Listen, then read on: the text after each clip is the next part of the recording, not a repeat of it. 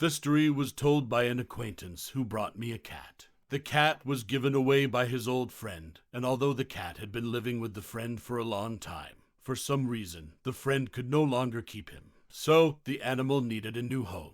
At that moment, I had both the desire and the opportunity to take in a cat. As a result, the cat, a quite elderly but still strong and proud beauty, moved in with me. The acquaintance, thoughtful and bewildered, told the story. He sat in the kitchen, twirling a round cup of cooling tea in his hands, petting the cat sitting on the table, and trying to explain himself. He spoke in a confused, stuttering manner, fantasized, recalled unrelated episodes, repeated himself, and stumbled, but he didn't look drunk. I will present his story in a slightly edited form, from the first person.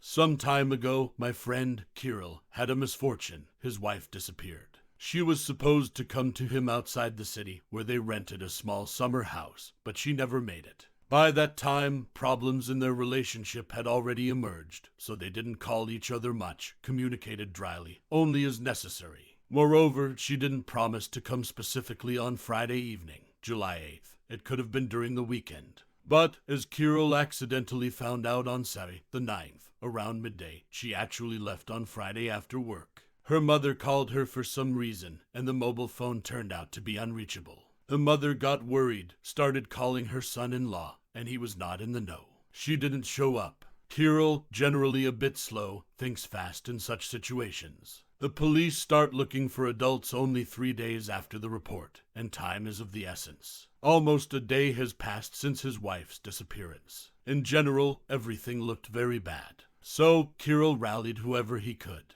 and someone gave him the contacts of some special private investigators, who, supposedly, could find anyone very quickly. However, they operate not quite officially and charge a high fee. Kirill, of course, paid. He didn't tell how much or what exactly he had to give, and, of course, I didn't pry with questions. But it was clear that it was indeed expensive, very. However, it was worth it. They found his wife, alive and unharmed. After another falling out with her husband, she harbored resentment and, instead of going to him, went to a corporate party, then to a friend's place. And her mobile phone was either discharged or just didn't work there. In the end, everything ended well. The private investigators delivered her to her husband on Sunday, July 10th, safe and sound. A happy ending. But then the oddities began. Kirill started noticing that his wife was somehow different. It seemed like the same person. Who else? But not quite. She looked a bit different. Her habits had changed, not fundamentally, but quite distinctly, and so on. As if it wasn't his wife who came back, but her twin sister, very similar, but still not her. And the vocabulary had changed, and tastes, and character. Interests, again, were different. No, nothing really drastically different, but still not the same. Not the same person, not the old one. I must say that I've known my friend for a long time, and well. I wouldn't listen to another person telling me such spooky stories. I trust Kirill. So I came to him immediately, especially since we hadn't seen each other in a long time. All because of the cat, a beauty. The cat started attacking Kirill's wife. She wasn't surprised. She simply demanded that my friend finally gave her the cat, as he had long promised. What surprised Kirill once again was that he didn't remember the cat fighting with his wife.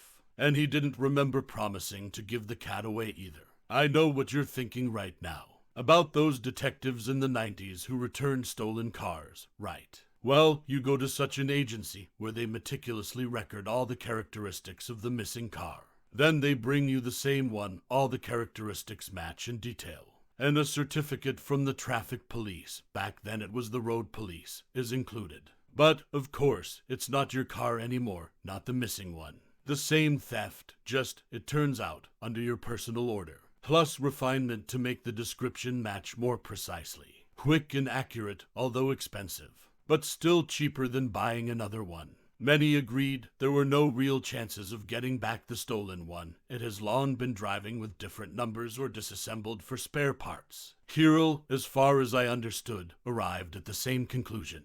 That's why he was sad. What could be done about it? Nothing. But here's what's interesting.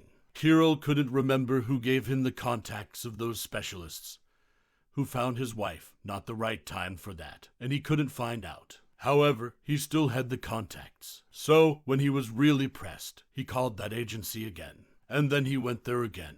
It turned out to be a dry cleaners. They've been sitting in that room for about 4 years. And there is no detective agency with that or a similar name at all. It doesn't exist anywhere. I've known my friend for a long time and well. And I distinctly remember how he and his wife argued over the cat, which Kirill's wife never acknowledged and attacked her whenever possible. Kirill loved the cat very much but eventually did promise his wife to find a place for it. I remember the building where the dry cleaners is located very well. I can't vouch for the agency, but the dry cleaners has indeed been there for quite some time.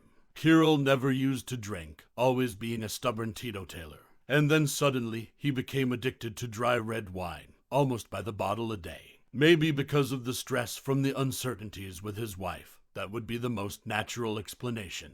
But he started to understand wines very well. You don't gain that kind of experience in a couple of months. Kirill doesn't recognize his own yard. He says there was no tree by the road, and that tree has been there for at least 30 years, always growing there. Well, and Kirill's wife is sure that on that Sunday, the 10th of July of this year, she came to her husband herself. No one picked her up or dropped her off. Although, indeed, she had problems with her mobile phone that day. No one could get through, and everyone got scared. But I didn't notice any strangeness in my friend's wife. She looks and talks the same as always. In general, I think that the agency does exist, but it works differently. Not like those guys who return stolen cars. They just move you to where everything is fine. Everything has been sorted out. Where no disaster happened. That's why it seems to you that everything around is a bit different. It is indeed different, although very similar. Only two things bother me if you believe in such a thing.